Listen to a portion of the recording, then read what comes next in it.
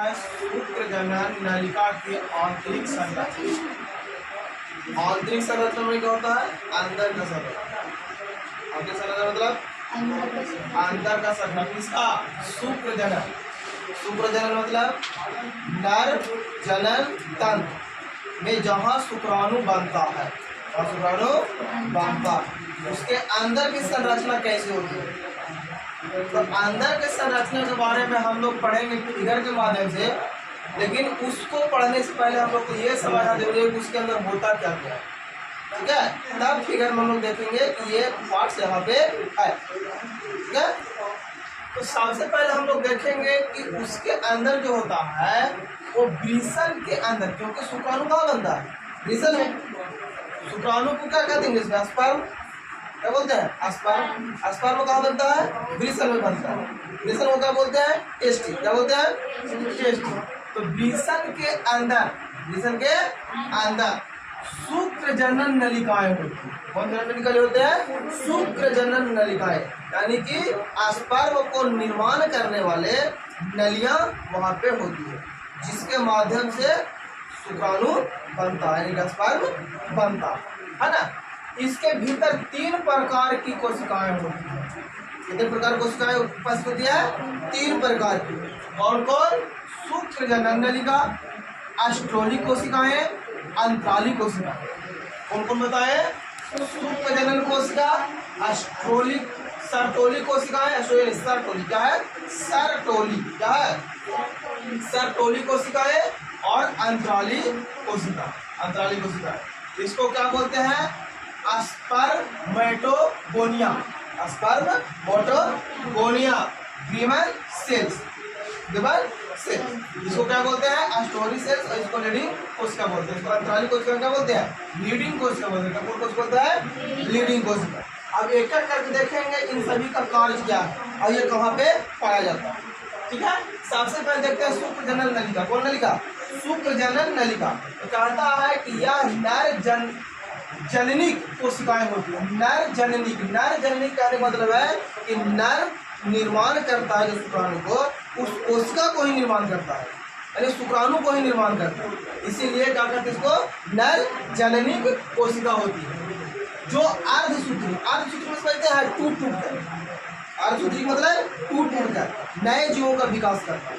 इसका विकास करता है, नए जीवों का विकास करता है। कहता है अर्धसूत्री विभाजन द्वारा शुक्राणु यानी कि स्पर्म का निर्माण करती है। शुक्राणु मतलब स्पर्म है ना। शुक्राणु जो इसको हम लोग क्या बोलते हैं? मेल गैमेट्स बोलते हैं। क्या बोलते हैं? Male gametes. वो मेल गैमेट्स का निर्माण कहाँ होता है? तो इसी नलिका में होता है, जिसको हम लोग क्या बोलते हैं? शुक्र जनन नलिका बोलते हैं। ठीक है, तो आप तो सीधा सीधा प्रश्न ये होता है कि सर शुक्र जनन नलिका तो ये है, इसमें शुक्राणु बनिए गया स्पर्म, तो बाकी दोनों कोशिका क्या कुछ रहा है आप? सर्टोली कोशिका और अंतराली कोशिका। इसका क्या काम काहे लगे? जैसे हमको कहने मतलब है कि जब बिना पढ़ले हमको 10 क्लास में 450 नंबर से ऊपर आ रहा है तो पढ़ने की क्या जरूरत है ना? पढ़ने की जरूरत तो नहीं है। हम लोग के हिसाब से तो यही होता है ना, रिजल्ट इम्पोर्टेंट होता है। लेकिन मेरे हिसाब से रिजल्ट इम्पोर्टेंट नहीं है।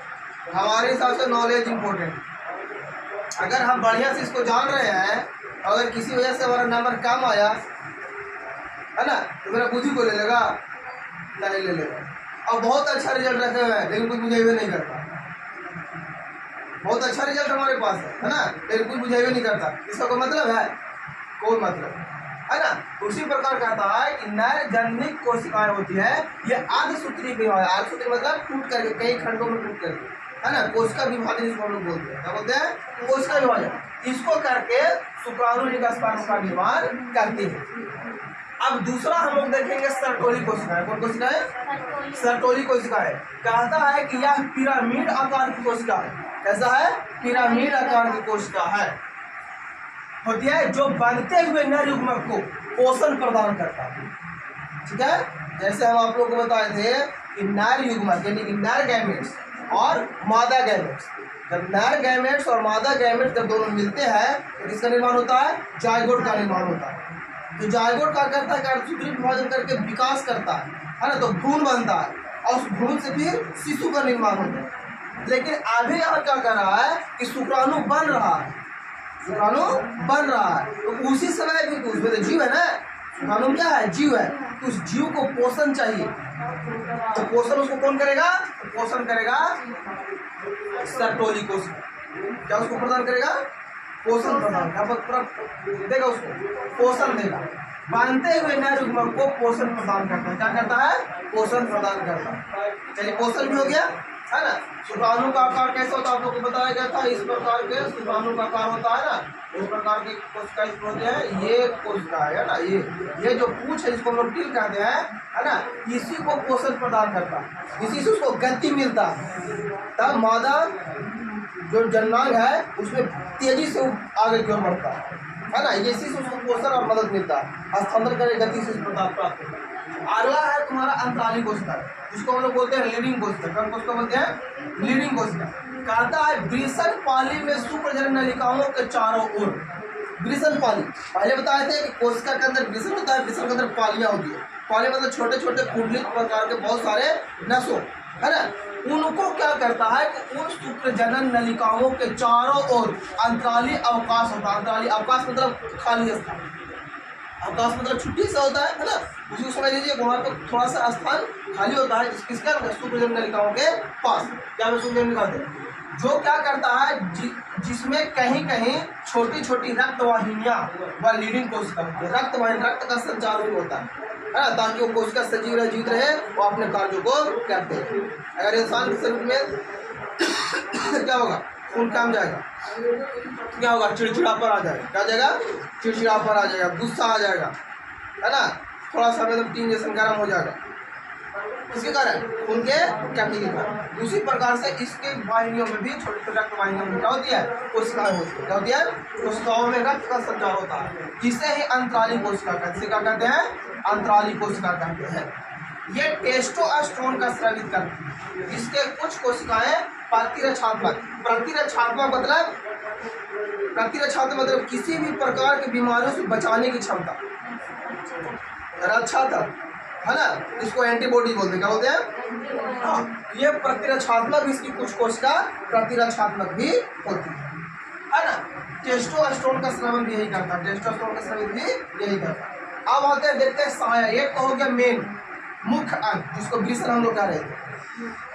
तो वृषण के अंदर का ये सारे कार्य होते हैं। अब इसको बनने में और कौन कौन मदद करता है, सहायक कौन कौन है ना, सहायक कौन कौन है, ठीक है। जैसे आप लोग किसान घर से आते हैं है ना, तो आप लोग को पता है कि धान कैसे रोपा जाता है ना। तो धान रोपने की किसकी जरूरत होता है, धान की आवश्यकता होती है, लेकिन उसके पहले भी तो बहुत कुछ करना पड़ता है, खेत को बनाना पड़ता है ना, घास निकालना पड़ता है, पानी डालना पड़ता है। उसी प्रकार उसको सहायता कौन करता है, यहाँ पे कौन है, सहायक या द्वितीय अंग। द्वितीय अंग मतलब भी वही होता है, सहायक अंग उसको कहते हैं। सबसे पहला जो वृषण कोष, कौन कोष, वृषण कोष। वृषण कोष किस होता है, जिसमें वृषण रहता है। जो बताए थे कि दोनों जांघों के बीच इस प्रकार का एक क्या होता है, थैलीनुमा संरचना होती है, जिसमें एक कोशिकाएं, इस प्रकार से कोशिकाएं इसके अंदर होती है ना। यहाँ पे कुंडलित प्रकार के इसके ऊपर अर्धवृषण होता है। क्या होता है, अर्धवृषण होता है। यहाँ से इसके ऊपर वैक्स निकलते हैं, जिसको हम लोग क्या बोलते हैं, ये शुक्राणुओं को बहाने का कार्य करता है, ठीक है। और उसी प्रकार से मूत्राशय होता है, और मूत्राशय से भी इस प्रकार की नालियाँ होती है, और बीच में एक प्रकार का होता है ना। और बायोलॉजी में किसी भी चीज को काटने की प्रक्रिया बोलते हैं, टॉमी बोलते हैं, ठीक है। तो यहाँ पे कौन छोड़ेगा, इस प्रकार की कोशिका, जिसको कहते हैं सहायक कोशिका बोला जाता है, ठीक है। तो कहता है वृषण कोष, वृषण जिस थैलीनुमा संरचना में अवस्थित होते हैं उसे वृषण कोष कहते हैं। यानी कि वृषण जो है जिसमें रहता है, जिस थैली में, उसी थैली को हम लोग क्या कहते हैं, वृषण कोष कहते हैं। किसको वृषण कोष कहते हैं, उस थैली को। अब ये थैली कहाँ होता है, तो उदर गुहा के है ना बाहर, उदर गुहा के बाहर। अब उदर गुहा के बाहर ही क्यों रहता है, वो अंदर भी रह सकता था। जैसे हमारा शुक्राणु जो है अंदर ही क्यों बनता है, बाहर ही क्यों बनता है, अंदर भी तो बन सकता था। तो नहीं बनने का कारण है, बताए थे आप लोगों कि हमारे शरीर का टेम्परेचर होता है 37 डिग्री होता है। कितना डिग्री होता है, 37 डिग्री होता है। और 37 डिग्री में शुक्राणु क्या हो जाएगा, मर जाएगा। इसलिए उसको क्या चाहिए, 2 से 3 डिग्री शरीर के तापमान से कम जगह चाहिए, इसीलिए शरीर से बाहर होता है। क्या होता है, शरीर से बाहर है ना। 2 डिग्री से 3 डिग्री तक इसका तापमान क्या होता है, शरीर से कम होता है, जिसमें वृषण का तापमान शरीर के तापमान से कम होता है। अगला अधिवृषण, अगला कौन बाबू, अधिवृषण। अभी आप बताइए इसको कहते हैं अधिवृषण, क्या कहते हैं, अधिवृषण।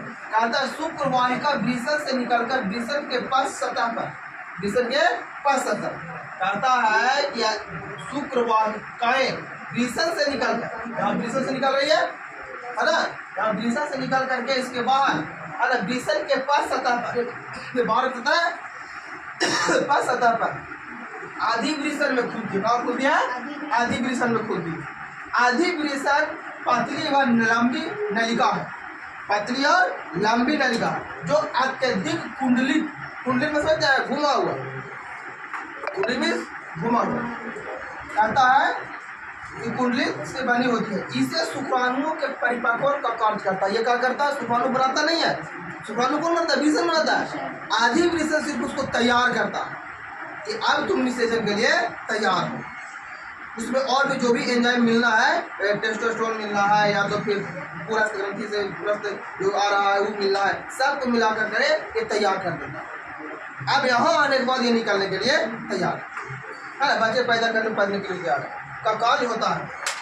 अगला शुक्रवाहिका नली, ये बहुत इंपॉर्टेंट है, इसी को काट दीजिएगा शुक्राणु बनेगा लेकिन निकलवे नहीं करेगा, है ना। इसको क्या बोलते हैं, पुरुष नसबंदी। शुक्रवाहिका को काट दिया, काट के बांध देगा, तो हम लोग नेक्स्ट क्लास में पढ़ेंगे जब उसमें पहुंचेंगे, है ना। अभी देखते हैं अधिवृषण के पश्च भाग से निकलकर, अधिवृषण ये कहाँ से निकला था, पश्च भाग, अधिवृषण कहाँ से निकला था, वृषण के पश्च भाग से। अब अधिवृषण के पश्च भाग से यानी बाहर से एक नलिका निकलती है, उस नलिका को हम लोग क्या बोलते हैं, शुक्रवाहिका नली, है ना। शुक्रवाहिका नली उधर तक जाकर मूत्राशय से ऊपर एक लोक बनाती है, मूत्राशय से ऊपर एक क्या बनाती है, लोक बनाती है। मूत्राशय देखिए, मूत्राशय है ना, इसके ऊपर से एक लोक बनाती है, ठीक है। चलिए जितना भी आप लोग देखिए।